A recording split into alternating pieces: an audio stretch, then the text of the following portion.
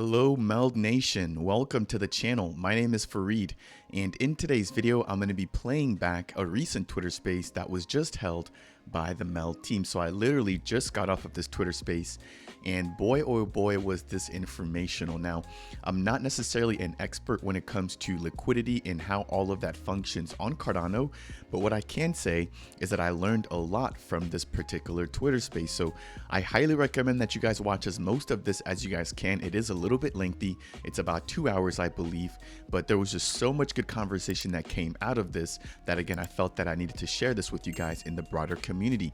Now, we saw MinSwap, Wing Riders, Sunday Swap, Mehan stablecoin, as well as Ken on the Twitter space, which was hosted by Matt and Victor, who I want to give a big shout out to for moderating this longer Twitter space. So I will leave their Twitter links to their profiles down in the description below, as well as the official links to all of the listeners, or not all the listeners, but all the participants that participated as a part of this Twitter space. Now, if you guys are wanting to hear specifically from Ken, I will go ahead and leave a timestamp as to when he joined the actual Twitter space, being that it was about midnight in his location when this was actually going on. And so with that said, I hope that you guys are able to enjoy this as much as I did, and if you do, then definitely make sure to tap that like button. If it's your first time stopping by the YouTube channel, consider subscribing, and if you have any questions about anything mentioned as a part of this Twitter space, then leave a comment down below and I'll do my best to answer for you guys. And having said that, enjoy the Twitter space. So we've got a good cast of folks here today talking about liquidity on Cardano. So we know it's a bear market, and liquidity and TVL isn't what it used to be across the board, though. I'll just start off by saying, I remember seeing an interesting tweet from Sebastian over at DC Spark, noting something interesting is that even though, of course, Cardano's has dropped as well, it's actually been somewhat more resilient than other blockchains. And also, it's, of course, price swings. A lot of the liquidity is denominated in its native token, right? So as the price of the token goes up, essentially the TVL goes up as well, at least by most metrics, right? So just by having the same number of participants, just having more people pile into the coin, of course, you have the number go up essentially, right? So that's an interesting facet of a lot of TVL. So it is and isn't denominated in USD, so to speak. So, but we'll quickly let everybody introduce themselves, and then we'll go around and discuss where we think the future of liquidity is on Cardano, how to increase it, and whatnot, and what other initiatives we need to try and attract more people into Cardano, and to bring their monies here and use this space as their financial alternative to TradFi. So we'll start with so as the order I can see people up here on my device. We'll start with MinSwap. Brito. Sure. Hey, thanks for hosting. And yeah, so to myself, I do kind of for MinSwap the growth, business development, more like the tokenomics. I focus a lot on. I work a lot on how do you distribute the min rewards to liquidity pools. How do we do the min vesting schedule and so on? So liquidity is one of my passion, although it sounds like a weird sentence. And yeah, happy to be here and talk about that. Yeah. Awesome. All right, Wing Riders. Excellent. Hi there, I'm Karen. I'm the spokesperson for Wing Riders, and many of you might know Wing Riders is the DEX on Cardano, and great to be here. So I do a lot of writing, a lot of research in different areas, and yeah, thank you for having us. Thank you. And Pi. Hi, I'm Pi. I'm the CTO at Sunday Swap, and thanks for inviting me on. Thanks for coming. You're one of the best educators in this ecosystem. I keep telling you every time I see you, so I'm very happy to have you here. Thank you. I really appreciate that. So yeah, basically, I want to go back to the thing about, I remember we were seeing the ADA price start to tick up, at least at the beginning of the bear market, and going on through May and April, we reached a whopping 300 mil TVL. Which was a little 330, somewhere around that mark, which as far as a market cap, L1 market cap to TVL ratio is still quite paltry, given that many ecosystems dwarfed us. But what was really interesting though is that things like Solana actually had quite a collapse in their TVL. At least at this point, we were talking from its all-time high, about 97% of their TVL, like their liquidity, has departed. And there's also another like ways of defining it. I feel like what was it? UTXO models have a little more difficulty with with having certain plays like DeFi Llama actually evaluate them. And then there's also if you count liquid staking or not. Liquid staking on Solana was counted towards its TVL, but Cardano's native staking isn't counted towards Cardano's. Pi, you have your hand up, so I'll let you follow up on this.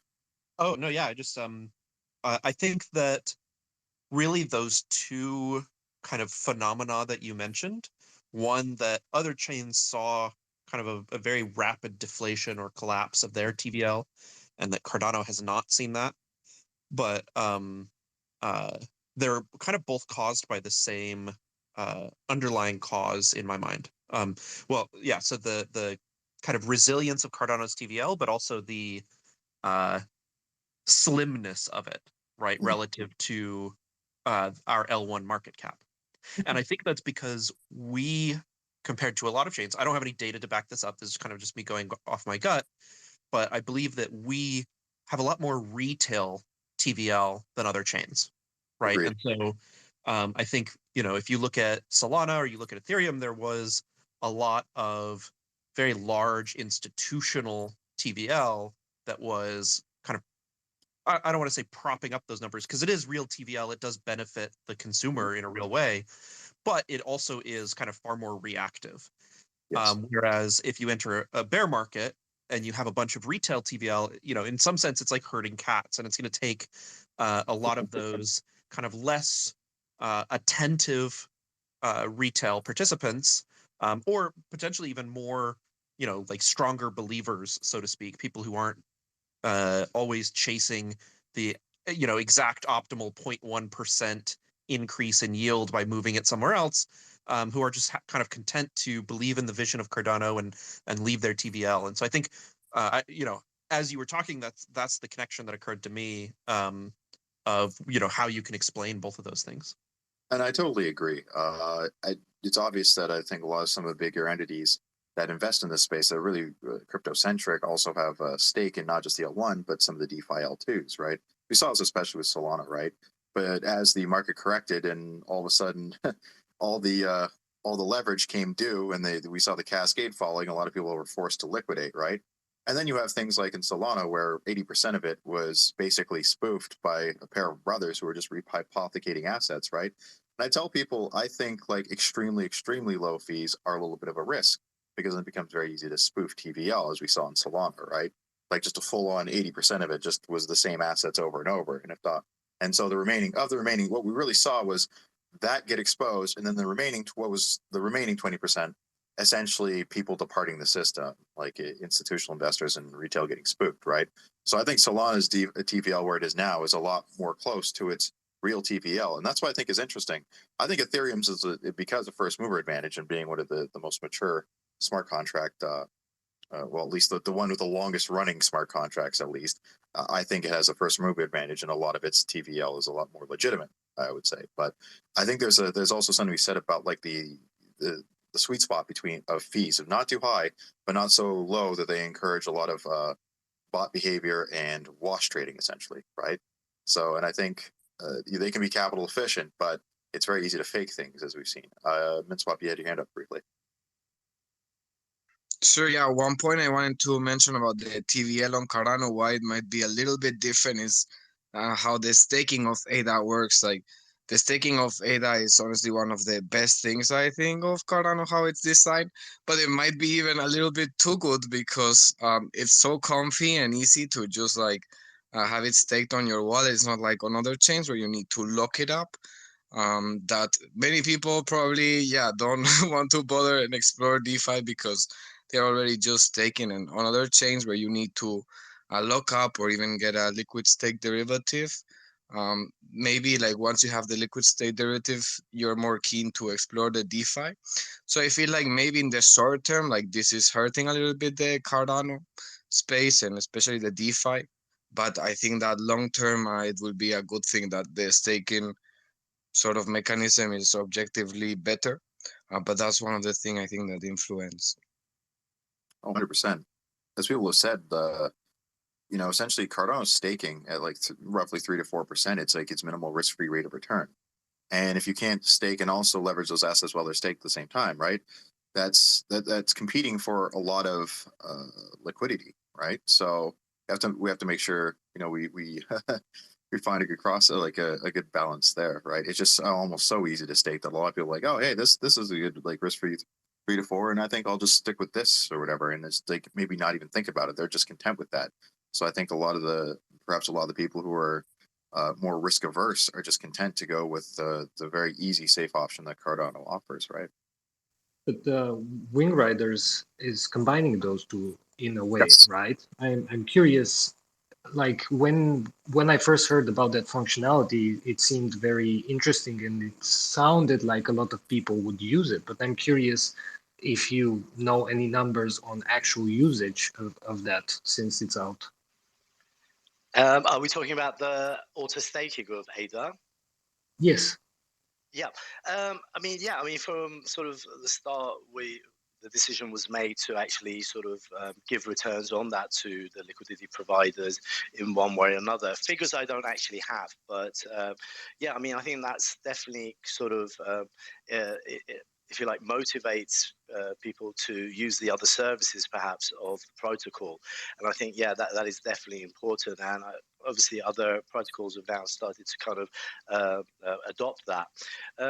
But I mean, I think we always talk about kind of, I suppose, TVL and just the basis of, a protocol being great, and obviously it attracts a lot of investors because a protocol has high TVL. But also, I think there's another aspect maybe I could bring to the conversation that realistically we've got to look at it also in terms of the projects and the values that the value that they bring to the space. And an honest metric should really consider value produced for the user and not only locked value, right? So, yeah, as important as kind of these areas are, it's proven good for us, obviously, because we've got multiple kind of returns. Meanwhile, we obviously give the returns back to the actual liquidity providers in terms of, the ADA that stakes, so they don't feel like, that's it. And, on our platform, really, we kind of have utilized that well, I suppose. Yeah, and it's worked out good. I can't give you any figures, unfortunately, though. No, I was just curious if it's like, because before that functionality came out, everybody was like, "Oh, this is awesome! I can't wait to use that," and all of that stuff. And everybody knows here. I think there's a difference between enthusiasm before and what people actually end up using, because some people are like, "Yeah, actually, I don't really feel like doing that. I'll stick with staking or whatever." You know what I mean? Sure. I mean, I suppose there's multiple facets to all of this, right? And I would say one of the things that I think Mislop just mentioned was the fact that, people are quite comfortable kind of putting their assets into sort of very simple staking mechanism and just getting that return. But it's also market conditions as well, right, that we're in at the moment. And those market conditions probably put off a lot of people that can't utilize the ADA within a pool, for instance, and then do all the good things that they can do, from getting the fees and then kind of farming, and then different things that they can do on our platform like boosting and etc. That market conditions, I think, definitely have are a hindrance at the moment to anyone who probably wants to participate and doesn't have a mechanism like ours that they can bring it in and obviously use it and then do the farming and do all the other good DeFi stuff. Ty, you have your hand up. Yeah, no. I just wanted to comment, like, the ADA staking feature is really interesting. It's also a security benefit for Cardano because it means that, in the long term, the funds that are kind of participating in DeFi contribute to the kind of stake weight and the minimum bar, the floor for kind of a 50% attack. We were talking about this at Sunday Swap. It's just kind of a quirk, first person out the door gets shot. So it's just a quirk that we expected to be able to use this. We had a plan for kind of launching this shortly after our launch, but it turns out a quirk in the way that the smart contracts work don't let us do that. So our V2 will definitely have that feature.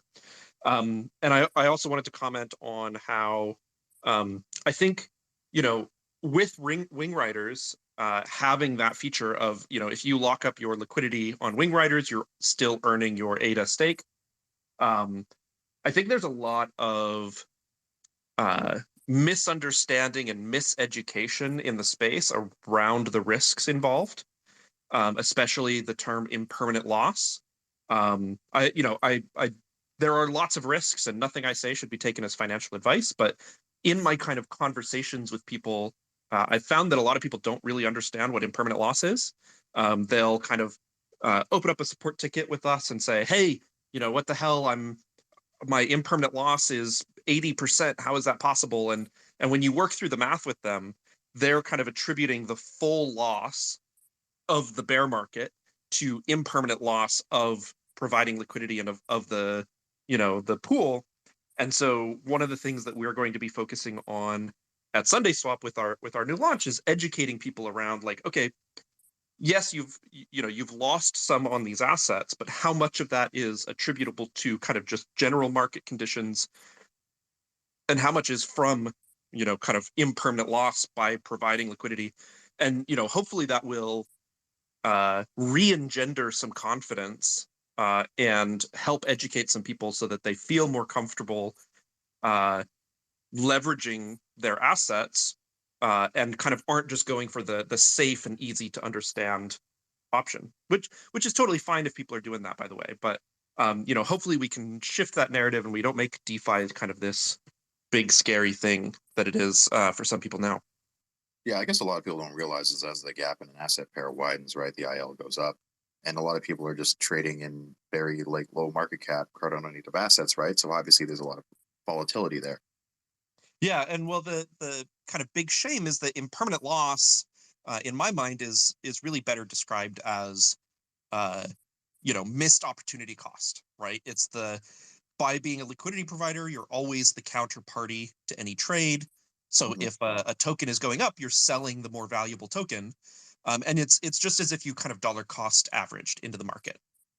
They kind of fundamentally, when you look at the math and you look at kind of why that impermanent loss is happening, it's can be described exactly as if you had kind of done a very frequent dollar cost averaging. So, but we call it impermanent loss, and it's kind of this big scary thing, whereas it's just, you didn't have the foresight to predict what the market was going to do, which nobody has. And so, you kind of took an opportunity cost hit from that. I have to say you're a master of analogies, by the way. I love that. Yeah, Thank you. It's a very interesting explanation. And what I understand from what you're saying is basically the impression is that a lot of people don't participate in DeFi or in liquidity providing because they don't.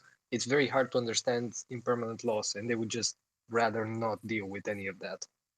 Yeah, or they participate a little bit just to kind of get their feet wet, but then they quote unquote see the numbers and they don't kind of commit further, right?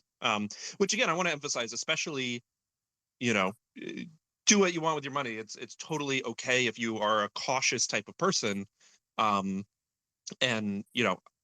my goal here is not to kind of trick everybody into providing all of your funds to some risky degen DeFi protocol. But I do think that education overall helps people. Another thing that we're kind of trying to focus on with our V2 UI is surfacing kind of rich detail about your portfolio performance over time and the fees that you've earned. It turns out, to estimate the fees that you earn from liquidity for the most part, for most people, is really easy.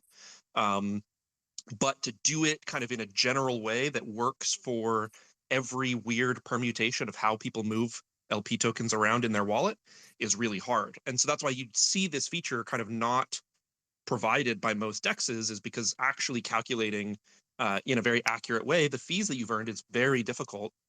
But I think that, in our V2 UI, when we start surfacing that information, having a better understanding of what, both what you're losing to impermanent loss, and it's probably much smaller than than kind of the average person's understanding of impermanent loss, and what you're gaining from fees, and honestly, probably a lot smaller than a lot of people expect. But it's still surfaced there in the UI.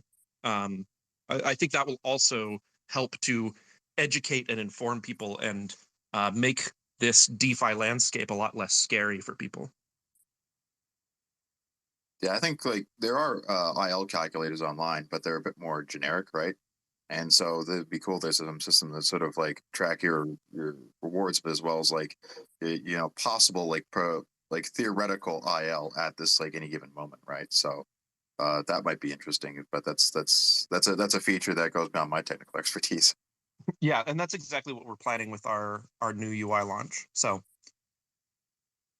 yeah, like again, IL is like potential energy. It's potential loss. It's like it depends on like any point in time, but it's not realized until you decide to swap out swap assets, right? So, wing riders, Karen. Yeah, I think I'd probably, on that note, I'd probably shine a light on what's happening at the moment with stable coins coming onto sort of Cardano, which is quite Another interesting. big one. Obviously, we've got Indigo, sort of, IUSD, and we've got the different sort of bridges trying to obviously link up with Cardano at the moment and bring assets like stable coins. And, kind of, I'd say not an innovation we created, but obviously Curve had, is the kind of stable swaps.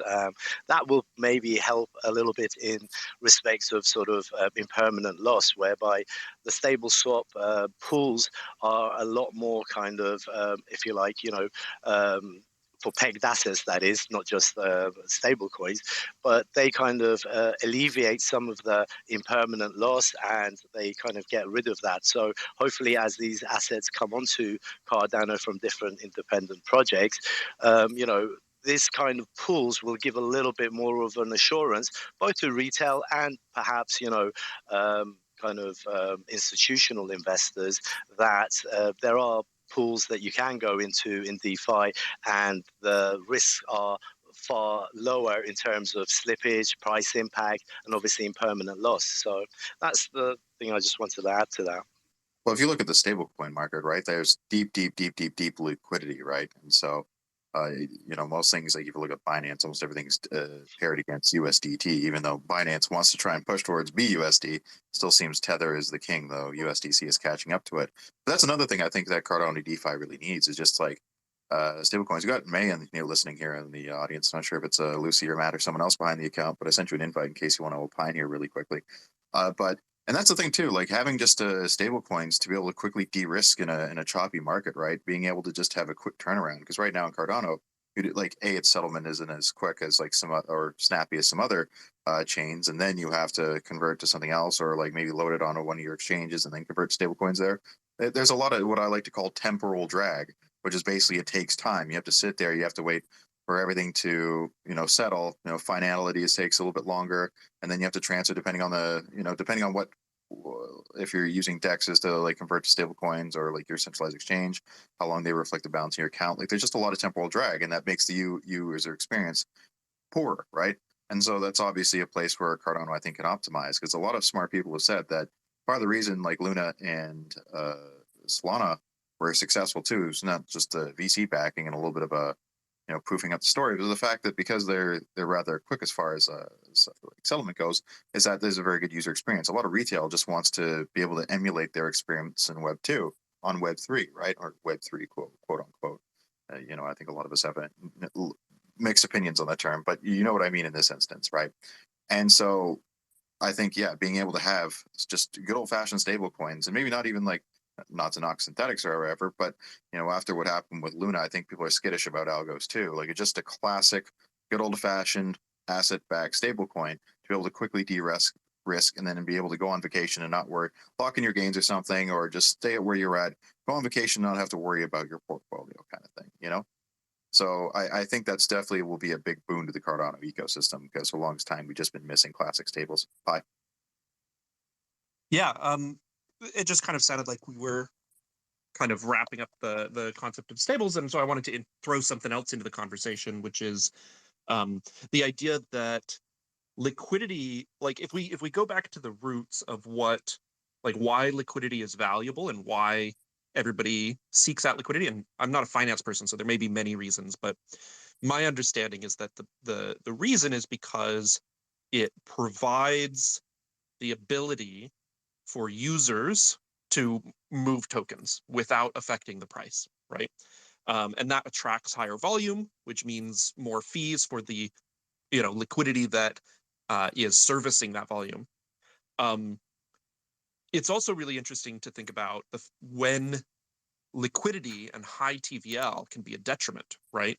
Because a lower liquidity pool can have a far more reactive price.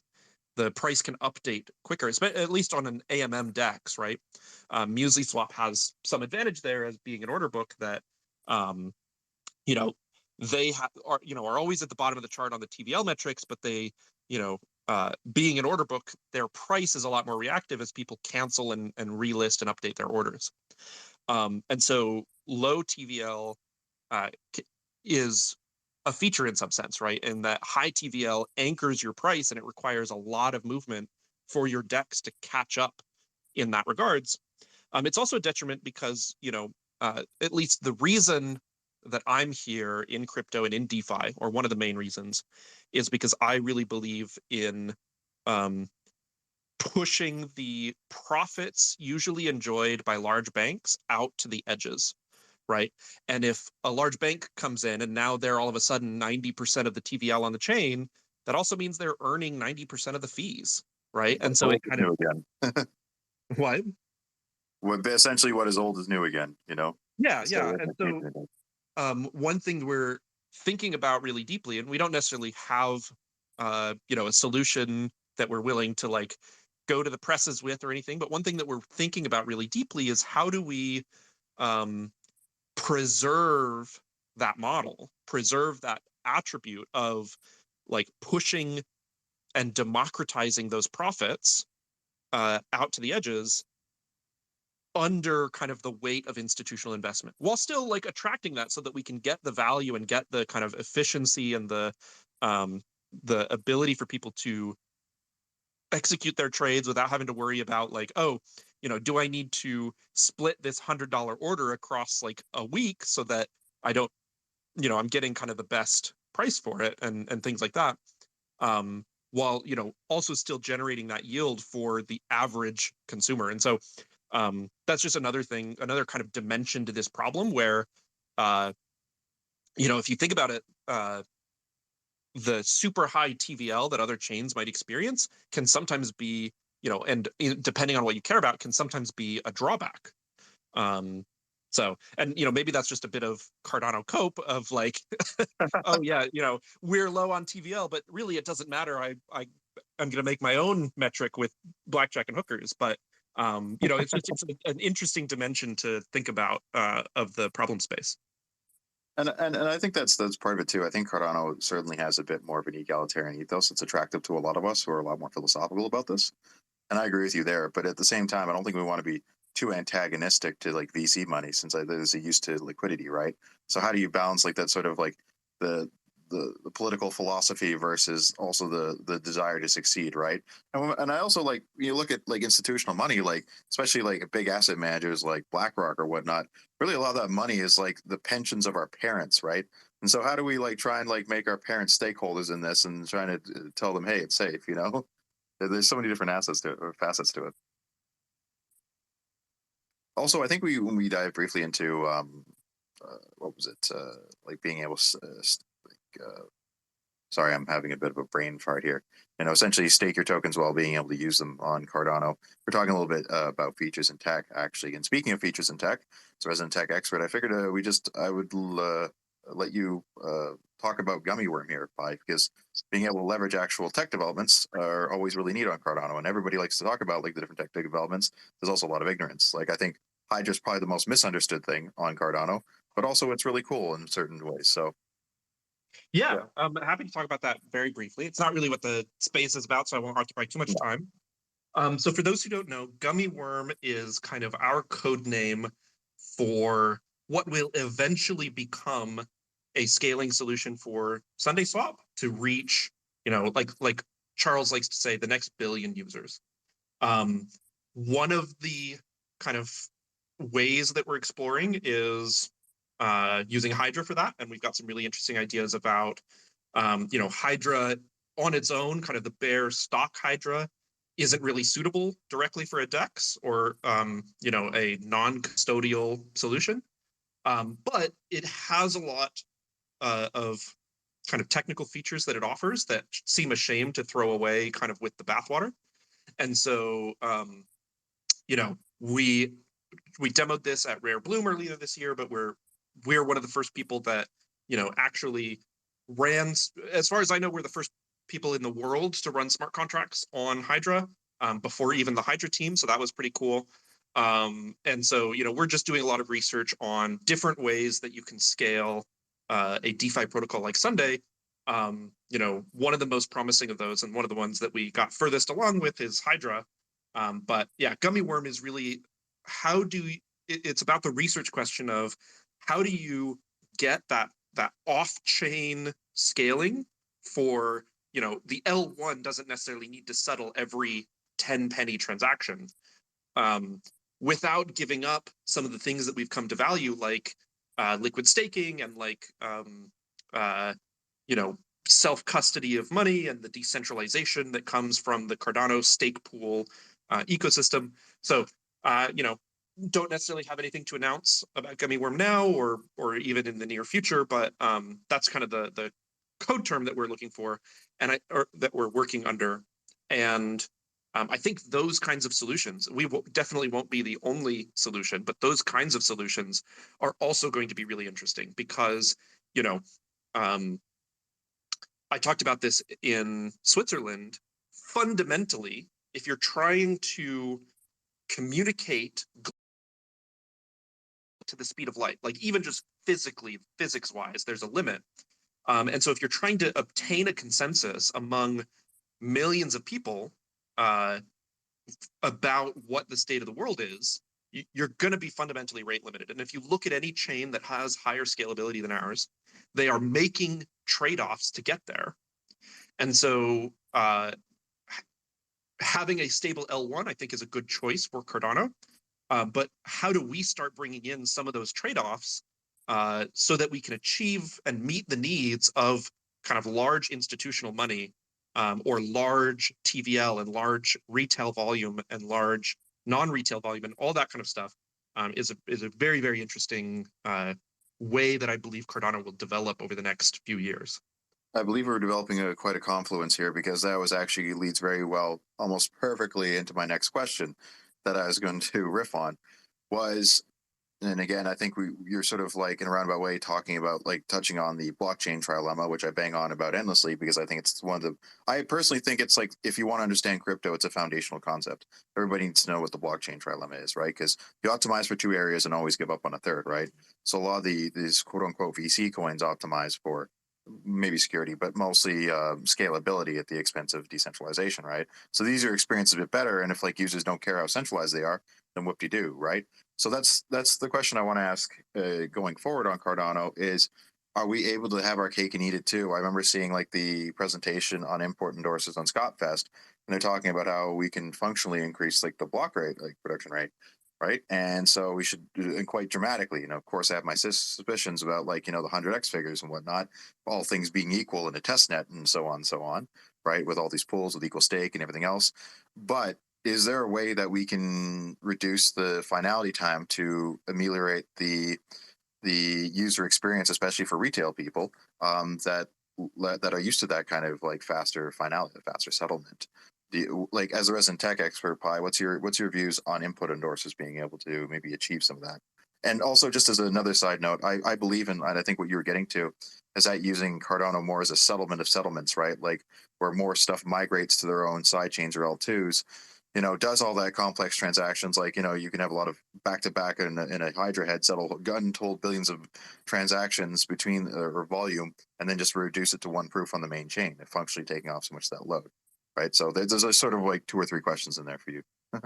Yeah, I mean, I'll give a brief answer and then see if any of, I don't want to hog too much of the airspace, but the way that I like to look at it, right, is there's, you mentioned the blockchain trilemma, which is there's, and who you talk to, it varies, but there's 3 different kind of pillars that you can optimize for. And if you optimize for 2, you're giving up on another one. But there's often also that mirrored quality in what a given trade or given kind of financial activity needs, right? Wells Fargo trading with Chase needs a lot of speed and security, but they probably don't need a lot of decentralization, right? Which is functioning like a hydra head between the 2 if we're thinking about it Right. Yeah. in an abstract way. And so I think that the key, there's definitely, we haven't hit our upper ceiling on what Cardano can achieve, and things like input endorsers will definitely push that up. I don't think it's going to push it to 50,000 transactions per second, like you see on like Solana or whatever. I don't know what the latest numbers are, but don't get like a lot of Solana is just like Solana having consensus with itself, right? So, right. But I don't think you'll see you push Cardano like that high, but we definitely haven't hit the ceiling. But even beyond that, I think having kind of the modularity to let the use case choose how it, like what trade-offs it's making, rather than the blockchain choosing what trade-offs it's making, is really going to be key, right? So that for a given kind of market or transaction or user, they can say, hey, I'm going to go transact on this Hydra head because actually I trust, this, I trust Wells Fargo a lot, right? They're subject to US law. They're probably not going to, and so I can go and trade on this Hydra head or this custodial solution, while still having a lot of the properties of kind of the blockchain interoperability, versus somebody in maybe a politically risky area of the world where they're worried about censorship, being able to, like, okay, they don't care about speed, but being able to have that financial freedom and that ownership of their money, irrespective of their state's concerns, there's different trade-offs that different people in different markets want to make. Yeah, I just wanted to say, if nobody else wants to speak on that, I kind of wanted to bring it back to liquidity in Cardano, because one of the things that's very important for MELD, for example, is to have deep liquidity in DEXes, because that when liquidations happen, when somebody has a loan out, it's important for us to not move the market. So I was curious to hear from everyone, how do they see, like, what do they find important to do for users to entice them to like kind of bring in more liquidity and participate more into DEX activity? I just want to point out too, like the reason I'm banging on about user experience so much is because I believe it's intimately tied to liquidity on Cardano. We can bring more users if the user experience is ameliorated. So you're going to talk about Yeah, I think that's a great point. What we do towards like optimize liquidity and kind of try to increase it is we have a little bit of a special approach towards how we allocate the min token emissions. I'm not sure if you've seen, but like every 2 weeks we basically do a rebalance according to a formula that was designed by some quantitative finance guy that is part of our community. And basically the formula looks at the TVL and trading volume of the pools in the average of the last 30 days and kind of rebalances the rewards according to that.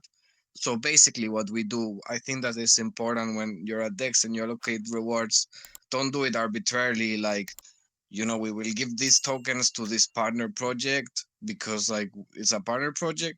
You should like try to allocate to optimize it for the LPs, right?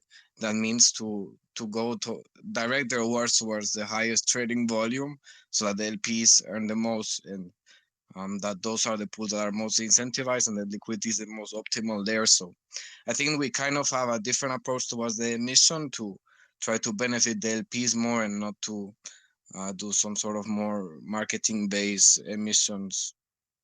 So basically, that sounds like you're trying to create a feedback loop in which you kind of try to deepen pools which are already traded on with like good rewards. It sounds like bottom up as opposed to top down.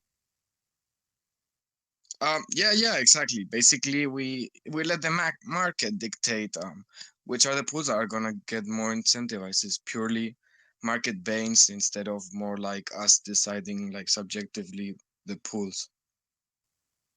Okay, cool. Wing Riders? I think everything that's been said is said. Some of the stuff that Pi says is obviously well beyond my head. I'm more on the business side of things, so technically I couldn't really contribute. But I would say, I think at a very base level, the way you could bring in more liquidity is definitely kind of more education, definitely. And I think what you see in the Cardano community is very different to perhaps communities like Ethereum or Binance Smart Chain kind of communities, where you've got a lot more knowledgeable retail investors in there that really kind of want to understand before they actually provide their liquidity into a DEX or a liquidity pool, you know. And I think that is the baseline for getting the retail sort of money into kind of a DEX. But also, you know, on the institutional front, I think, you know, what I was actually looking at recently with another friend who's kind of planning to make bigger investments into kind of just crypto, is that DeFi has provided I feel like a second type of return where you could manage your funds when you buy a token, and you could continue sort of managing and getting the most efficiency out of that capital. And I think for the institutional money, really, it comes down to compliance. You know, as much as we don't maybe like to, some of us don't like to hear it, but the more I suppose, not legislation, but kind of the more assurances that are given by sort of governing bodies, I think it will give more assurance to the institutional money to use DeFi protocols. But I mean, Pi had a very good point. You know, if you've got 90% of kind of the liquidity within an ecosystem owned by sort of institutions, they're going to take most of it. But to a certain extent, if there's a way that's found that institutional money somehow is kind of coming in, I think it definitely improves the whole ecosystem and if you like, the brand kind of identity of crypto as a whole, you know, and that confidence, I think, will lift the whole market, and not just Cardano, but the whole ecosystem of crypto. On that point, I was curious, do you think that besides regulation, in order to entice institutions, do you think it would be useful for them to have better like tracking and accounting tools for them to be easier to track what their funds are doing and to be able to incorporate them into their books and do all of that stuff? Because at the moment it's quite like basically you need to just track it by yourself. It's very laborious. Yes. Yeah, no, that's really interesting, actually. This friend that I was talking with, he was looking at a platform. I don't remember the name of it, block something. And it was exactly that. So through this kind of platform, which a lot of institutions have started using, not only can they kind of start purchasing sort of and building up portfolios, but also it has another arm, which is exactly what you were referring to, which is kind of the accounting arm of it, whereby you can see your yields and you can see how they're increasing. And it's very kind of black and white and in your face, and sort of that's kind of what they used to, and that's probably what they like. So yeah, there are tools out there. I've actually forgotten the name of this platform, but it's a very big platform that a lot of institutions have started using now. But yeah, I mean, that's a very good point. Bye. Yeah. I had a meeting come up, so I've got to run a little bit early, but I just wanted to thank you, Matt, for having me on. This was a fantastic conversation. Hopefully I didn't hog the mic too much.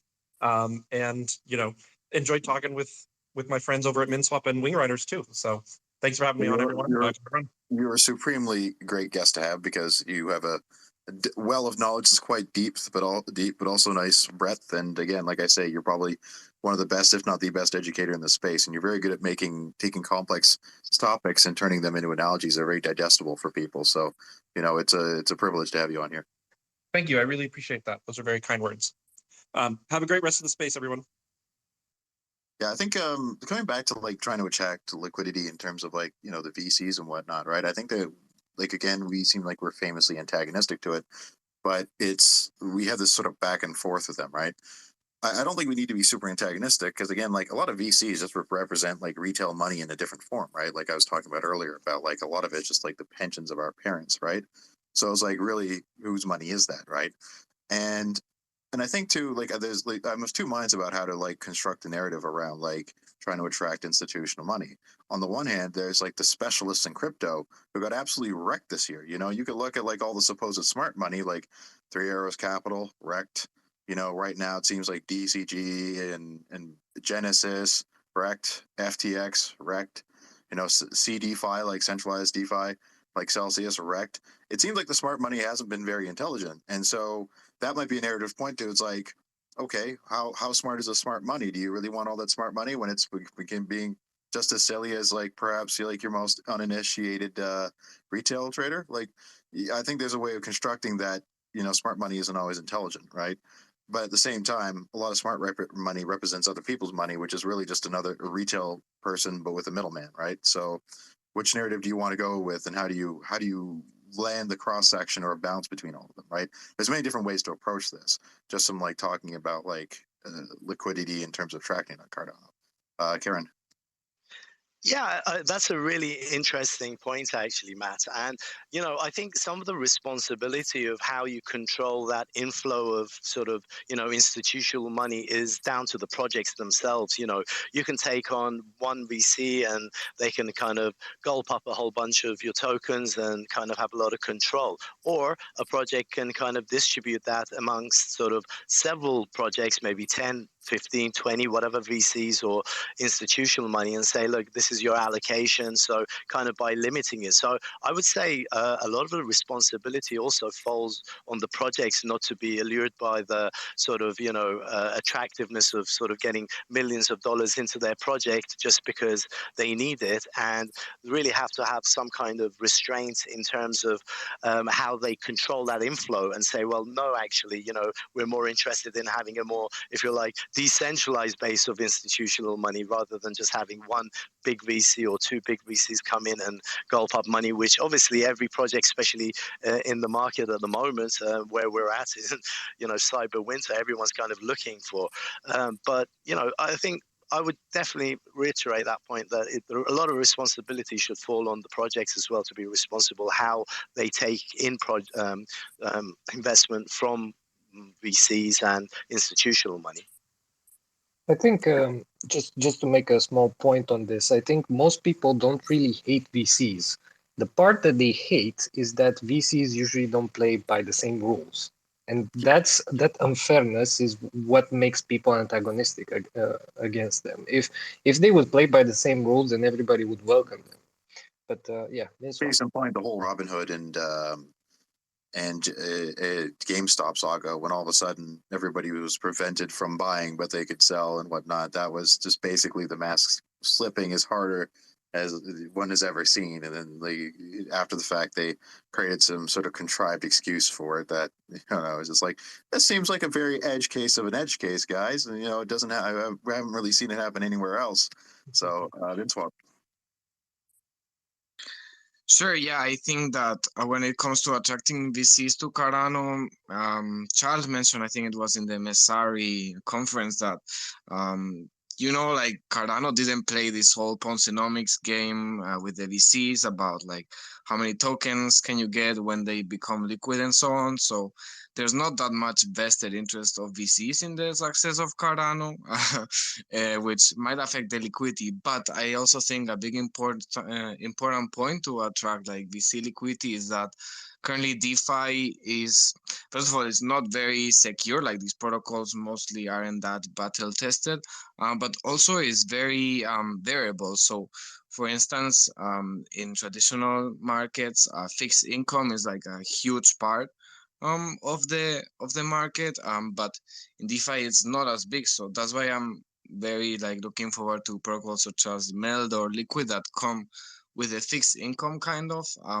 but even those protocols, the rates are very variable. Like you can be borrowing at 2% and it will jump up like at 10% rate if like some big whale like removes the liquidity. So I feel like we need instruments more like to take instruments from the traditional finance space, like for example interest rate swaps and so on, to enable like the fixed income in DeFi. I think that would attract like institutions if they have these instruments in DeFi as well, because the current DeFi instruments are not as many as in the traditional markets. But if you can have those instruments and make them even better through DeFi, make them open, like transparent. For example, there's this protocol on Ethereum I'm a big fan of. It's called IPOR.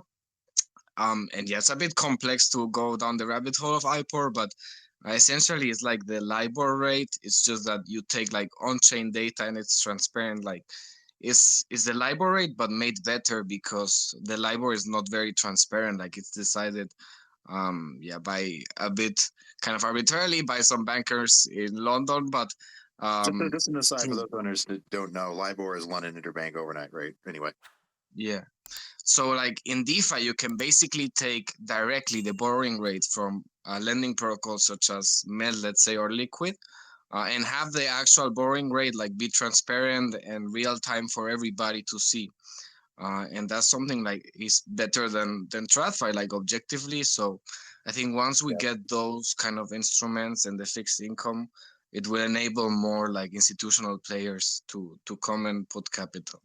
And that's the thing, like people don't like. I think a lot of people don't realize is that, like, on a borrowing lending protocol, it's just determined by the interest rates. You determine utilization rates, and that's another way of saying just like the balance between supply and demand, or the balance between liquidity providers and demand for credit.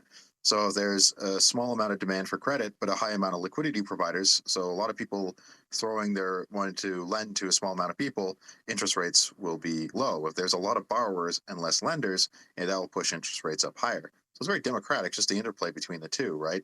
And then but it also has to compete with retreat to safety. Like, interest rates on traditional assets will still affect things if you're a bit more agnostic between using crypto and traditional instruments to chase returns or yields, right? So it doesn't exist like DeFi doesn't exactly exist in a vacuum. But for those of us who are super duper crypto at overall, I mean, yes, it has less an effect. But like I say, all these things interrelate with each other. We know that crypto is still very much related to what the markets do, and specifically the treasury, like the Fed rate. So just pointing that out there. This is still at the base a liquidity issue, right? Because what Minswap was mentioning was volatility, because institutions don't want to deal with volatility, and volatility basically happens when there is no liquidity. Also for interest rates for loans, for example, when you don't have enough suppliers or you don't have enough borrowers, then the interest rate will change dramatically. But as you have more liquidity, then the interest rates will, like the difference in change will be smaller, it will be more stable. So it's kind of like a chicken and an egg problem. What comes first, the stability or the liquidity? What do I guess think about that chicken and egg argument? Might be a little bit agnostic there, like Minswap or Wing Riders. Do you guys have an opinion on which comes first?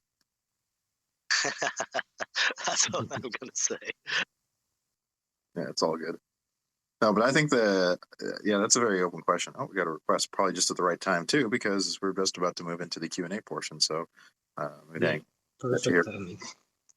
Yeah, I was on his space a couple of weeks ago actually. So he's Morning, guys. You can hear me? Hello. Yes, we can. Awesome. From what you were saying before, I just kind of want to weigh into the VC problem. I also directed a comment summarizing as well. I think the thing to not forget is the majority of the coin volume regarding Cardano and its projects happens off-chain in centralized exchanges. I don't think there's much incentive for them to do anything on-chain at the moment. And I don't know if they'll come over with a stable coin without a centralized entity, if you kind of get where I'm going with that question. So at least we have two traditionally asset-backed stable coins coming down the pipe. We have Mayhin here, got Pyro who's on the account listening in, and of course Ergo's USDA. And I think IUSD is really cool, but again, it's an asset-backed, but I want to call like a sort of hybrid, right? And JED is JED, right? But as much as people are hamming up algos, there's obviously some risk in algos, whereas like traditional asset-backed stablecoins are extremely easy to wrap your head around. But I also tell people they're functionally, in a philosophical way, still a bridge, just in a more corporeal sense, is that you're taking like, cash money, putting into a bank somewhere that is like the custodian for like whoever is like the issuer of the stable coins, be it Circle or USDM or whoever's behind Tether, the name escapes me, right? So essentially they take cash money, put into a bank that's essentially locking it and then minting stable coins. So really stable coins are just a wrapped asset of just like traditional cash, or like at least maybe it's digitized equivalent in a bank on a row somewhere, accounting wise, right? So we have to understand the still bridge. It's just one that we're more familiar with and one we're a bit more at peace with, because generally speaking, we have a decent amount of trust in big banks, and we know they get backed up by nation states when they encounter rocky times. So you saw back in the 2008 crisis, Bank of America, JP Morgan. As much as it sucks at how much money there is in politics, that it may be only one of the saving graces I can think about it is like having an entire government come to like backstop any sort of like liquidity issues to stop them from becoming solvency issues, right? So I think that's and again, especially in a choppy bear market, where there's a flight to safety again, right? So I think that will definitely help. And again, just being able, like I say, de-risk. Like, okay, I made some short-term gains. I'm swing trading or whatnot. There we go. I'm parked in some stables, and I mean, I think that's a big thing. That will be huge. Just because like right now, okay, like everything on DeFi is paired against ADA, great, but ADA itself is a volatile asset, right? So hey, all of a sudden, I traded this for some ADA, and all of a sudden ADA went up great, and then of course, though, every time you're making those trades too, you're triggering a capital gains or capital loss event. So if you're trading as ADA as your native asset, then you have to not only convert the USD value of the asset you had before, like trading back the ADA, and then at the time ADA's value too. Or if you're just trading back into a stable coin, that's a little bit less math on your spreadsheets too. It's just easier, right? And there's like it's not just one thing; it's a lot of small things that really like degrade the user experience. And so as we're able to make things a little bit simpler, like I say, temporal drag, like other drag as well, like basically, like I say, like financial or UX drag. There's a lot of different things that involve drag, right? And as we can sequentially remove these impediments, we make the user experience much better. So I don't think it's just necessarily to focus on one thing, but there's a lot of small things. And as we're able to remove those barriers, I think we're in a much better place to attract people, because like I say, there's this concept called the handshake where you get like one chance to try and really bring people in, like, the first impression of this chain. And if people are like, oh, hey, there's no stables, so I can't de-risk, it takes 5 minutes for me to be able to make a swap or something, I can't see it. And there's like this anxiety to go through, like, people just in being introduced to a chain for the first time, when they're not seeing that like fast finality, they experience anxiety in that first time because they're not sure what happened, and then they start asking a bunch of questions, and then that kind of sentiment, that kind of anxiety gets imprinted on the experience, whether or not it was rational or not, right? But then people will remember sentiments a lot better than they remember actual events, right? And so that's another thing too that I think is not spoken about as much, right? So if we can just like start taking away these impediments and then identify like Cardano's pain points like that, which I think a lot of them are solvable, we can make a better case for attracting more retail liquidity, right? But dang, you have your hand up. Yeah, completely agree with all the points. You've added a lot to there. I think one thing to not forget about, it's not just necessarily the stable coin, it's where can they park their assets. So once we have like protocols like MELD and Liquid Finance and a few of those protocols up and running where they can park their assets and borrow against their liquidity, we'll see a big change. So things like Aave and Curve and those kind of projects, as soon as they launched on Ethereum, there was a lot more comfort on the institutional investment to park up their assets, generate a yield that's a little bit above the bond curve, and then use those assets to invest into newer projects, and then just trade back and forth from there. Yeah, that's a lot. Like one thing I really love about basically borrowing and lending DeFi, like what MELD and Liquid are doing, is that you can basically stay long in your assets and loan them out without having to swap them out to another, like again, a stable, and then of course triggering a taxable event, right? You can just make your tax picture a lot simpler. You can like loan out these assets, and as long as you haven't triggered that, you can stay long in the asset and just make your tax picture a lot more simple. Again, like I think a lot of people are looking for simplicity, and oftentimes crypto, even just a handful of trades, is going to start to become a little bit, math heavy come tax time, right? And so that's a nice thing about being able to natively just, lend in these tokens that you're quite fond of, but you don't think it's time to incur a taxable event. So you just stay long on them, but you at least you make them usable, right? You can put that capital to work in a borrowing lending protocol. So you're able to still generate that yield, but also keep your tax picture more simplistic. Win-win. And then, like I say, it's all those like you were saying, Danny, like you're getting at all these little elements that make user experience better and better and better. It's also a good place in which you can just stay and wait and think about your next move, right? If if the market is not in a great place, you can just leave them there and have them generate something, and then just see how the market goes and take it up from there. Hey, what's going on? Yeah, I just wanted, it's Pyro, by the way. I messaged Matt to get on here to get the real kind of guru information about licensing and liquidity. But just to give my two cents, what I've been told by Matt and a few people on the team is the importance of a stable treasury as well. What is important for a lot of these projects is to be stable and be able to kind of like pay the know what their spreadsheets are, and to have enough money to pay for the developers, etc., and everything that's going on. So a lot of projects actually have had a lot of issues with the volatility of ADA, and even swapping into into stables outside of Cardano, which is we've a big issue with security and whatnot. I remember we had a Mad USD issue that was drained on the Ethereum side, which was our first kind of go around here on Cardano for stables, and to have that security on Cardano to kind of be native, is important. So yeah, there's a lot to do for stables on Cardano, and it's just exciting to finally see him coming around.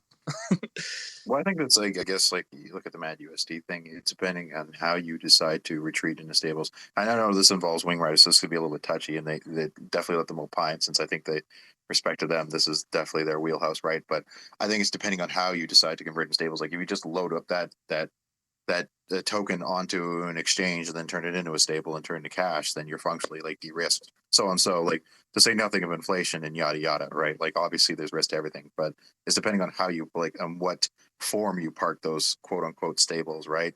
That's a different question. So it's not necessarily going through a bridge stable on Cardano.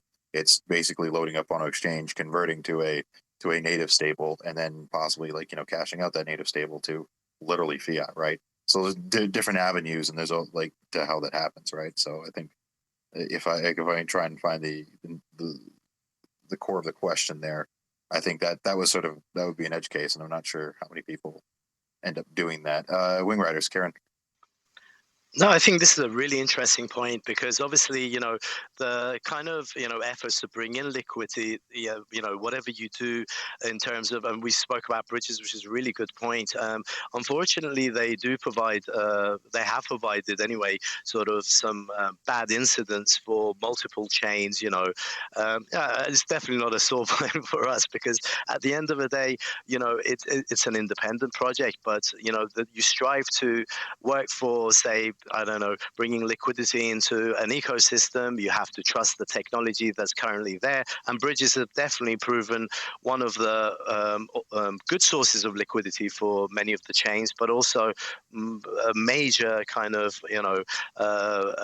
weak link, if you like, sometimes as well within there, if it's not properly audited, or if there's some security things that have just been bypassed and not really sort of, on the point of deployment checked, they will definitely provide risk. But where do you go? Because if you don't really use what's available and what's kind of been proven, you got sort of big chains like multi-chain, you got 26 different kind of linkages there and billions of assets on it. Could it get hacked? Possibly. but you hope not, obviously. You hope the teams that are actually trying to bring that liquidity inter-chain, into layer ones, between these different layer ones, are taking enough caution. But unfortunately, as a project, and all of us are unfortunately vulnerable to these oversights sometimes, because we can't audit these other, if you like, protocols like chains, like other perhaps methods that are bringing liquidity.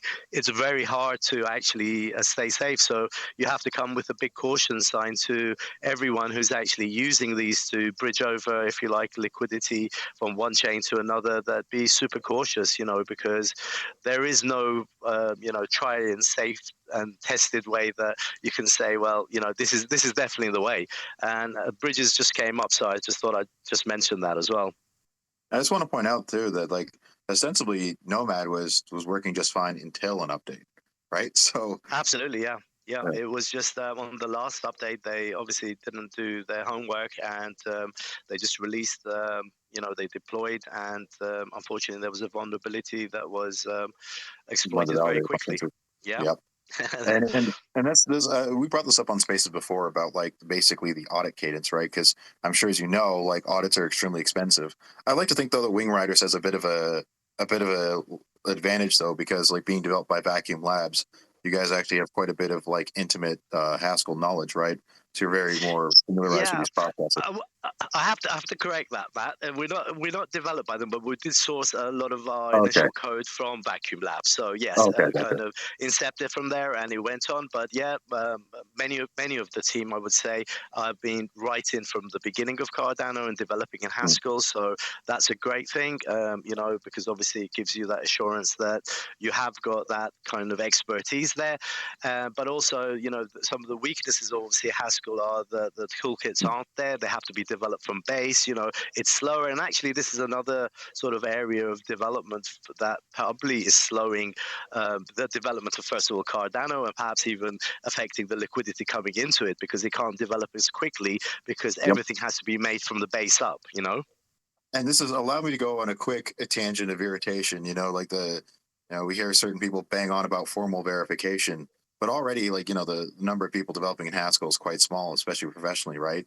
And then if like there's not many people trained in those methods of doing it, like doing formal verification, quote unquote, there's no practical way to do it like routinely or at least cheaply, then functionally it's not a thing, right?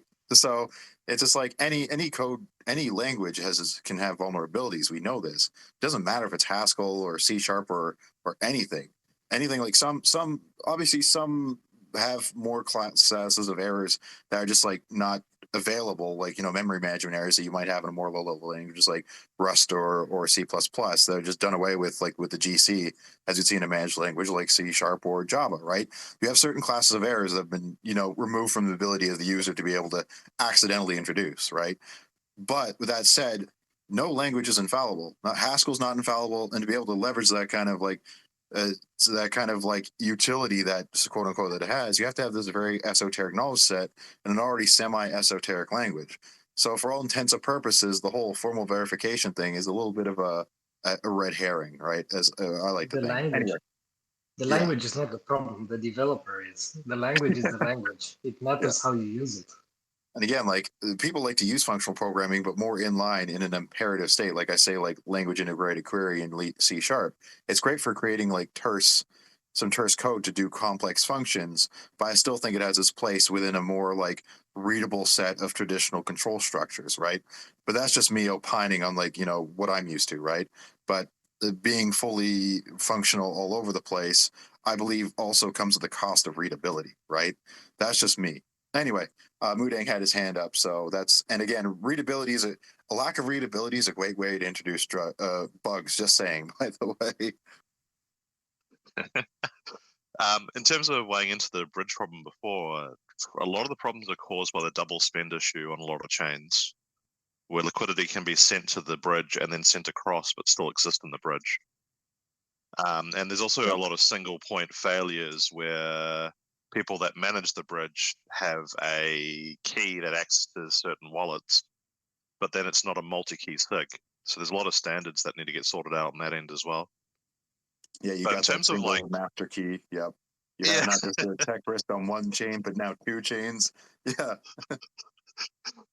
In terms of weighing into the developer issue, what's the solution provided by with them being able to now use like Python and things on top of Haskell? Does that resolve anything, or does it still need to be sorted out on the base level primarily? I think that basically makes it easier for people to get into doing stuff because there are more Python programmers than Haskell. Far more. But here's the thing: people need to understand, like, the majority of the code is off chain, right? So you can sort of develop in whatever flavor you want, but at the end of the day, you still need some extremely competent people who understand like how to build a very robust smart contract at the end of the day, because everything has to go through that, right? That's where all the logic is. That ultimately determines what happens on chain, or at least what everything else. Like, does not say that like your off chain code can't feed in some bunk stuff into the smart contract, but at the end of the day, the smart contract is king. But it actually is only a small portion of the total code base, right? But being able to abstract that into a different language definitely brings in a lot more developers, right? So that's cool. It brings in more interest because Yes. you don't necessarily need to make a smart contract, right? You can do other stuff. Like you can do something that tracks DEXes. You can do something that manages, I don't know, an accounting software or something like that. And it's much easier when you are dealing with the language that you're familiar with. And you can program like something which is not related to smart contracts necessarily for a year. And at some point you're like, you know what, I really like how I interact with stuff. So I'm going to look more into Haskell. So it does bring more interest in any case. Haskell is very clever if you're doing a lot of functional mathematical stuff. It is very good for what it was tuned for. But I think a lot of the people who end up in doing Haskell was basically contact by non-consent because they ended up going down an academic path, right? So they were path dependent and became, oops, I'm a Haskell programmer, right? But like, again, functional programming is good for certain things, but in terms of abstracting entire structure, I think personally, imperative languages I prefer. But I mean, that's me coming from my bias and not being like a traditionally very functional person, right? But I think just for like, how to put this, like organizational conceptualization, I prefer imperative languages. I prefer the structures that they come with that are, not to say that like, Haskell's in their classes and whatnot, but I think the way you organize things in an imperative language is just more sensible. Yeah, because every chain has different like solutions. Like, sorry to interrupt. Like, you take something like Ethereum, where the majority of developers just go straight to Solidity and straight onto chain. But then you get protocols like Solana, where the majority of developers do it through a third party like Anchor protocol. Mhm. So I don't know. It's a bit of a balancing act. Is there any projects on Cardano that are doing effectively what Anchor protocol did on Solana, where you just go through another project and they make the modifications on chain? Not that I Like, know. basically using another development house? Yeah, that's how most people deploy their contracts on Solana, as they go through things like Anchor protocol. Well, they're very like big development houses that like do, like, for example, I'd say the biggest one here on Cardano is MLabs. They develop a lot of other protocols that we're familiar with here. Like, the MLabs develops Liquid, and forget who else that they're. I can't recall who else they work with, but they're probably one of the biggest. But there's some other names like Obsidian and whatnot. They're like these development houses that have a decent amount of in-house Haskell knowledge. Oh, Ken has his hand up, so he can opine on this. No, I'm not gonna pine on the Haskell. I'm not gonna weigh in on the Haskell thing. I think you guys have kind of beaten that horse. What I would really like to have a conversation about in regards to liquidity for Cardano is that it's less about talking to ourselves, as in the protocol developers, and more talking in regards to the community. So we're about to launch in testnet. We'll come out of testnet in several weeks. We'll be in private testnet. We'll be in public testnet in several weeks. And as part of that, we'll be launching our lending and borrowing protocol and wallet. But we'll also be collaborating with the DEXes, because there's an intimate relationship between lending and borrowing and the DEXes in the ecosystem. So we all know that DEXes are important for us as, consumers, or as retail, or as people that hold tokens and want to swap them, or have an interest in moving in or out of a particular position. But DEXes play a much more critical role in the broader sense of DeFi, because like you guys were saying, they allow you to change your position into something that is much less risky. So in Ethereum and several other blockchains, DEXes play a key role in regards to exiting your position into a stable coin, which we can go on to a different conversation about. But in Cardano, the DEXes are here and they're working and they're mature-ish. They're capable. And the relationship between a DEX and a lending and borrowing protocol that's pool-based has to do with the risk on the protocol with regards to lending and borrowing, and has to do with liquidations. So if you have a particular token, whatever it may be, and you want to use that as collateral, you want to supply that, then the way you determine the riskiness of that token is almost exclusively based on the DEX ecosystem. So if that token has deep liquidity on the DEXes, then it's relatively easy for you to swap. If that token has a very high 24-hour trading volume, then that token is considered to be very liquid. And so it's much, much less risky. If the token has a very shallow pool in the DEXes, or the pool is fragmented across multiple DEXes, and there's very, very little 24-hour trading volume, that equates directly to high risk in regards to when you're trying to lend and borrow it. And the reason for that is if that collateral is put up and then someone borrows against it, and that position needs to get liquidated, let's say the collateral goes down, or the borrowed asset goes up, if that position needs to be liquidated, what happens is a person, a third party, not the protocol, but a third party, comes in and they pay back the loan and they get the liquidity, or sorry, they get the collateral, right?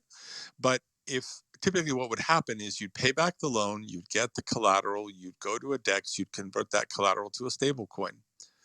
All of that would usually happen in a single transaction or in 2 transactions. So it would happen super, super fast.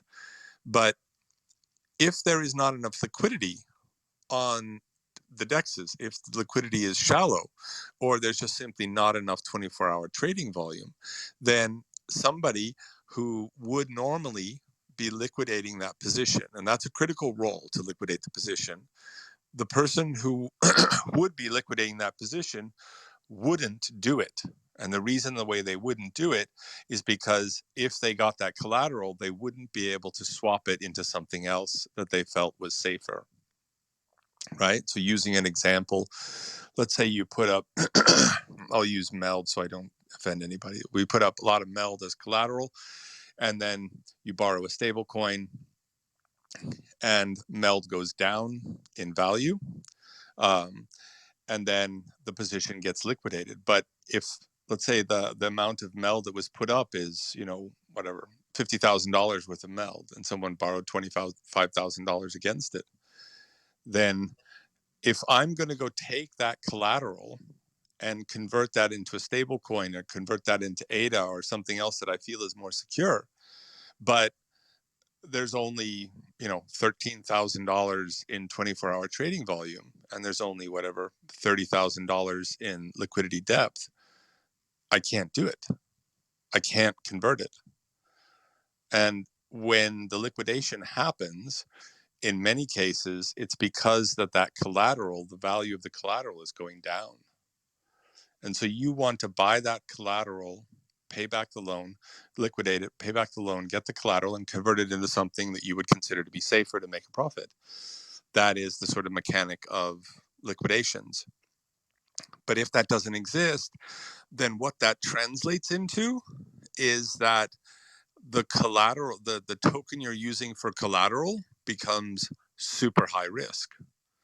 And that then translates into you can borrow very little against the value. So if you put up $50,000, maybe you can borrow $5,000 against it.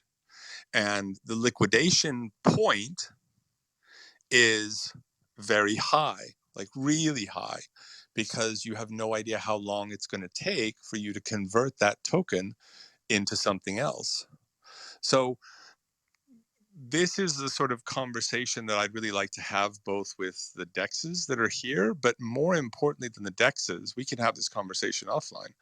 More importantly, I'd like to have this conversation with everybody else that is in this spaces. Like, just to be very clear, I'm going to call out the elephant in the room. You know, liquidity and 24-hour trading volume in Cardano is absolute dog shit.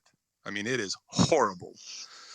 So if we want a DeFi ecosystem, we're the ones that can make a DeFi ecosystem. This is not me complaining at all. This is math. This isn't somebody sitting there saying, I'm going to pass judgment on this token versus that token. This is math. These are risk algorithms saying that this token, in a very unbiased way, this token has this liquidity, has this depth, and can move and regularly moves at this kind of degree or this percentage. When it changes, I have to consider it to be risky. That is math talking. That's why we're all here. Code is king. It's not opinion. So what does both the DEXs that are here, but more importantly, the community, what do you guys think about this? How do you see liquidity? How do you kind of relate to DEXs and liquidity? And I'm just very curious to have a dialogue about this because, you know, it's going to become a kind of, it's going to be an issue in the forefront, especially for MELD, because our algorithms are going to look to the DEXs and they're going to reflect that. But it's not a reflection of the DEX. It's a reflection of everybody, all of us, and the liquidity that we bring to the table. I completely agree with everything that you raised there, Ken, about trying to entice liquidity to come across and the current volume being quite appalling.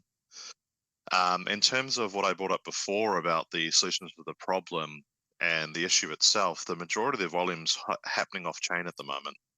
Most of Cardano volume is happening on Coinbase or Binance. That's the primary issue that we have at the moment. In terms of getting people to come across, it's what I raised before. There needs to be a relationship between borrowing platforms like MELD and MinSwap and the DEXes, where people can park up their assets in MELD and be willing to use that liquidity to provide liquidity for the swaps. That's the primary thing that needs to happen at the moment. But do you think that is a byproduct of disinterest? Is it a byproduct of fear? Is it a byproduct of simply lack of kind of degen knowledge? And again, this is not directed towards you. This is more directed towards the general, everybody here that's on this call. I mean, we can speculate all day, but hearing from people out in the community and hearing their perspectives and their thoughts, I think will give all of us some insight. I also wanted to mention on the centralized exchanges part, yes, most trading of ADA does happen in like Coinbase or Binance or whatever, but most trading of CNTs, like project tokens, they do happen on DEXes, right? Because they're not listed on major exchanges. We did touch upon this like earlier about like the sort of TVL. Well, it was more resilient, you know, in the fall, it wasn't as high as others.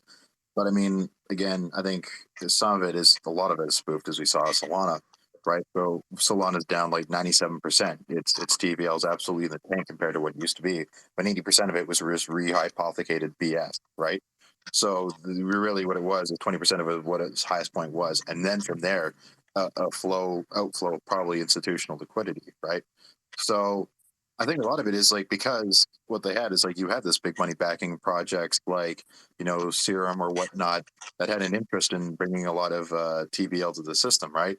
But like we were saying earlier, like those big institutional players, really their assets under management, they're everybody else's assets, right? So how do you attract them? I think Matt has his hand up, and someone who works in DeFi, or sorry, TradFi. would have intimate knowledge of how the TradFi system works. Matt? Yeah, thanks, Matt. I jumped up when Ken was talking about risk-based pricing, liquidity risk, adding over collateralization, being able to borrow less against your tokens, and really, as he was outlining this entire problem, and I think that I would attribute, I mean, just as an observer, I would attribute the low liquidity on Cardano primarily to there being no routes to a Cardano native token that are directly from the fiat spot.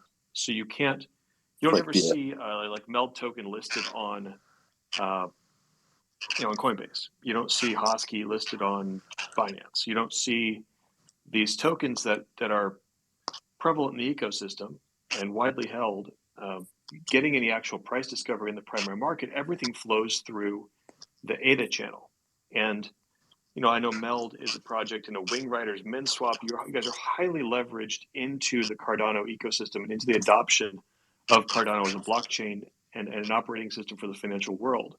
So not only are you operationally exposed to Cardano risk, you're also exposed to ADA risk, which is also exposed to Cardano risk and the adoption of the Cardano blockchain. So there's this kind of dual risk structure that you see lots of people are building on Cardano and not necessarily adding additional capabilities to the L1. They're building more, L1 plus or L2 type functionality, but they're actually ending up,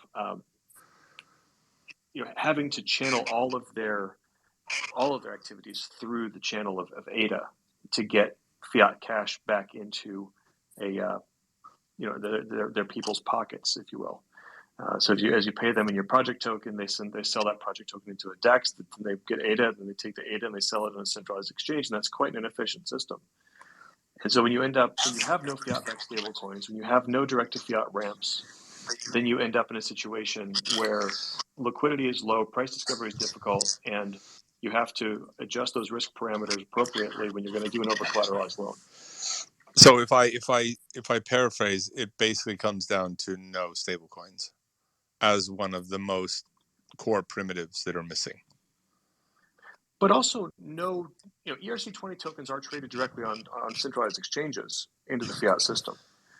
And so if we were to have CNTs also traded on those systems as well, then that would be something that would help bring additional liquidity to those projects, which then would breed additional liquidity into Cardano. Right.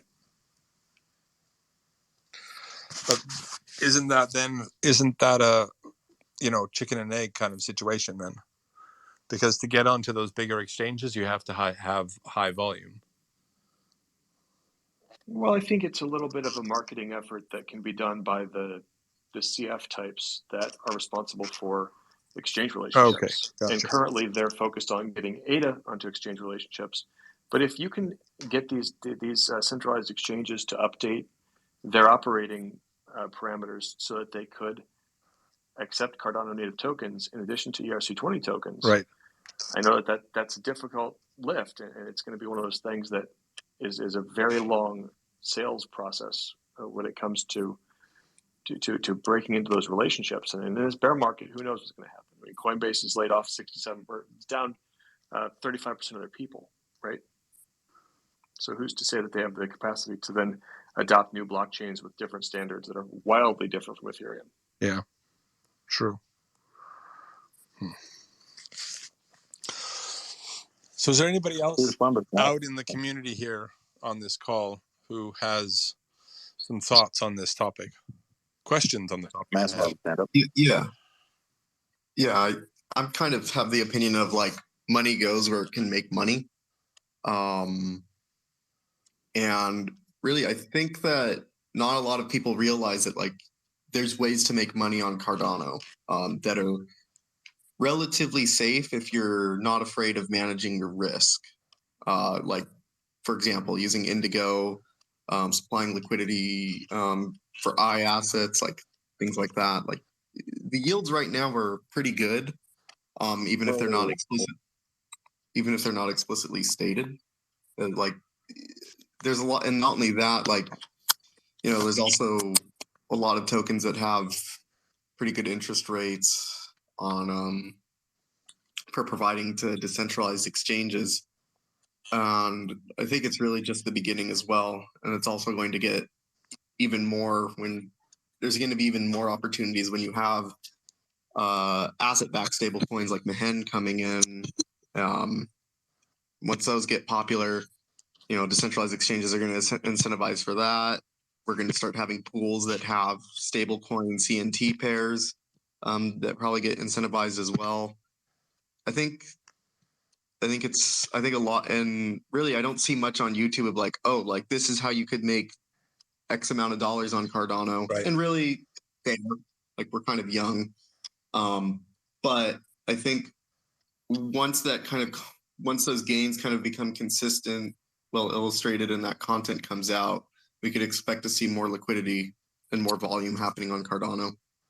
Like these are some of the things we talked about earlier in the space, right? Is like one thing is the user experience, and like yeah, just not having stable coins means it's hard to de-risk, you know, easily. There's the like UX is temporal drag, and there's financial drag, and all these other things. Like the more steps it takes, the more inconvenient it is to basically de-risk, right? So there's a lot of elements to it, and I think stables will just be a great element to have, like especially just traditional asset-backed stables, because all of a sudden you can take your position, swap out to something like USD, and just park those assets and like be content to like maybe de-risk and not have to track the market if you're like a day trader or a swing trader and just go on vacation, right? There's a certain element, and right now in Cardano it's not easy to do that. Like most liquidity is on DEXes, and they're all denominated against data, which itself is a volatile asset, right? And then you're cashing out on data, then you got to load it on central exchange, then you got to swap it to like maybe a stable coin, then or just convert it directly to cash, right? There's just a lot of steps, and each time you add one of those steps, like it's just rolled throughput yield, like the efficiency and the funness of the process goes down, or at least the convenience of it goes down, and then of course also more chances for error, right? You can end up sending the wrong address to the exchange. You know, the exchange all of a sudden has custodial risk because it's FTX. There's a lot more risk that get introduced into the system. And users generally, especially like more casual retail, just hates that stuff, right? Stables will be a very, very big element, and just really being able to make that whole process a hell of a lot more convenient, being able to jump in and out of the market, which I think is a huge usability factor, right? So thank you to Matt Ploman here of Mayhem for having the intrepidness to actually bring that probably one of the most needed user experience elements to Cardano. And we'll see what happens with the USDA. But like just traditional, and I'm not talking about synthetics or, you know, algorithmic stablecoins, just traditional, straightforward asset-backed stablecoins, right? So that I think is a big element that Cardano's always been missing. Because like I was talking with one of the fellows over at Optum back at Rare Bloom. It's like, yeah, most of the volume, like you look at the volume on these rollups that like dwarf everything. I'm like, okay, what's the majority of this volume denominated in? Stable coins. I'm like, okay, you're kind of making my point here. It's just like a lot of people are just parking assets and sitting there, and it's like, okay, it's on these protocols, but at the same time, like the point is that the fact that the majority of this is denominated in stable coins is that it's a lot of liquidity waiting to enter in and out in a very transient way. So Matt, you have your hand up, and then we'll go to Project 360. I think Wingriders wanted to say something first. Yeah, just a quick one, really. I mean, what Plutus Bumbus was saying is absolutely spot on. It's amazing when you go out there and speak to people, and these are really bright people, you know, working either in finance or in some institutions, as I do occasionally. And it's just a lack of knowledge of how much you could actually benefit from an ecosystem like coming to a DEX. Then you can have multiple gains, you know, going along. And those, I suppose, institutions who have the longer sort of term vision of knowing what crypto is all about and knowing what the future holds for it.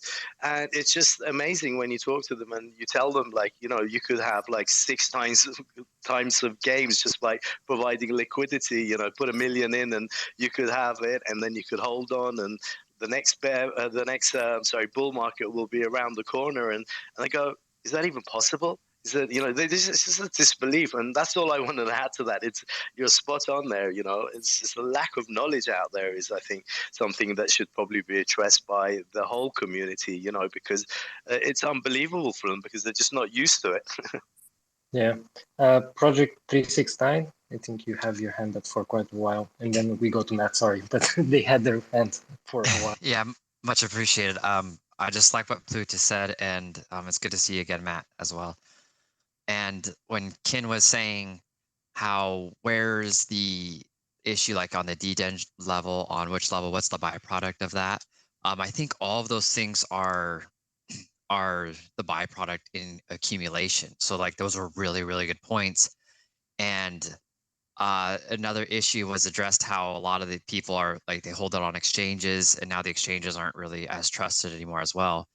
By speaking to normal people, quote unquote normal people, a lot of them like will invest into Cardano, and it's almost as if they hold it on an exchange or they hold it somewhere, and they really do truly believe in Cardano, but they don't know anything about going into DeFi, doing things like, you know, the utility wise. So literally what's going on is the fact that you guys are here is really much appreciated, because how you're building and bringing that value in, it's great that mistakes have been made, things have been occurring, and that's something that's going to bring back the bullish sentiment in this community here, is the fact that you're here during this time. And I believe there's things that can and will there that are being developed right now, such as like banking, replacing the banking, doing things like that. And you know, we have even yet to really make any breakthrough on like real estate or any type of connections like that. But those are not far from in the next bull market, and those things are being developed. So the quietness and the kind of shutdownness is kind of a saving grace for you as developers. Like it's like, man, oh, okay, it's not as great because we're not pulling in like as much liquidity, as much volume, and this, you know, it's not being seen as stable. But again, when that money still comes flowing in to the space, when you have those things developed, it's going to come flowing in so much. And even with the influx and inflow, they're not going to see it as stable still at first until things settle down and they really truly see the value and how people can take control of their assets, their money, their own risk management, and see their own returns on their accounts. And also, I just want to reiterate, like I've always been suspicious of TVL on L1s that have super duper low fees, because it's obviously with Solana, it's very easy and there's a lot of incentive to spoof the numbers, right? You can just rehypothecate to an obscene degree, right? So I think Cardano kind of strikes that balance in terms of like the fees are high enough that it becomes absolutely, it will murder you in fees to try and pull those kinds of shenanigans, but it's not so much that it seems like such an impediment to want to make a basic trade.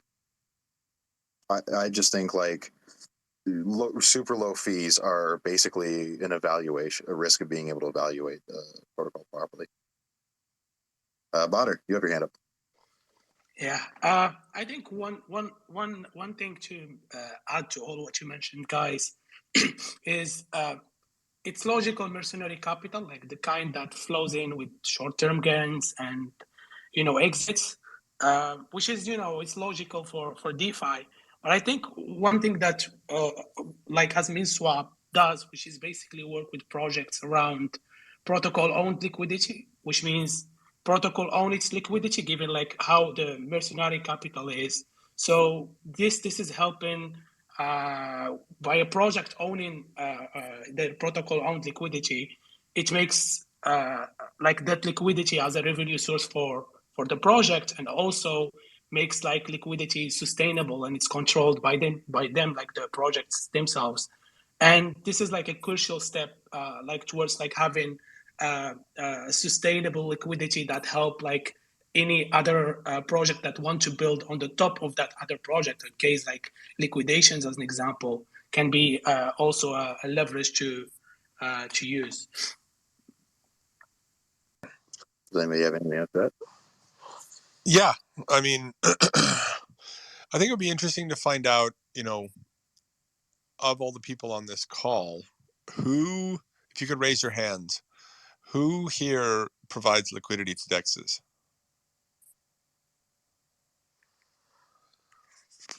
Two, three, four, five, six.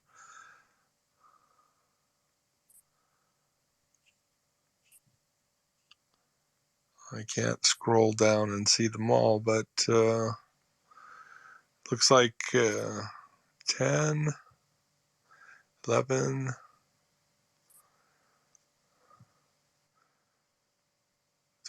Also, depending on which emoji they use, it's going to be kind of transient. If they just use the wave one, you won't see it. If they I'm use trying the to scroll up and scroll down and see it at the same time. I mean, we're also like the people who come on spaces are more power users, so you're more We likely run to get protocols and feedback. we put liquidity into the space by default. It's part of our job, right? So Yeah. But it doesn't seem like there's a lot of people. We're talking probably, I don't know how many people we have on this space right now, but maybe 25 or 30 people here are providing liquidity. No, maybe even more. A lot of people are raising their. We have about a total of 118 listening right now. Sorry? We have 118 people listening right now. So I wonder how this would compare to ETH or Polygon. I'm not even going to go towards talk about Solana, but in comparison, I think that maybe part of it is what you were saying earlier, which is this idea of education and, showing people how to do it and walking them through the process. And if there are kind of really good returns and it's just basically a sleeping giant, then there's a basic education that needs to get applied or needs to get sort of distributed out there so that people can understand. Maybe it's just kind of the Cardano community has kind of developed, not in a bubble, but kind of on a parallel swim lane.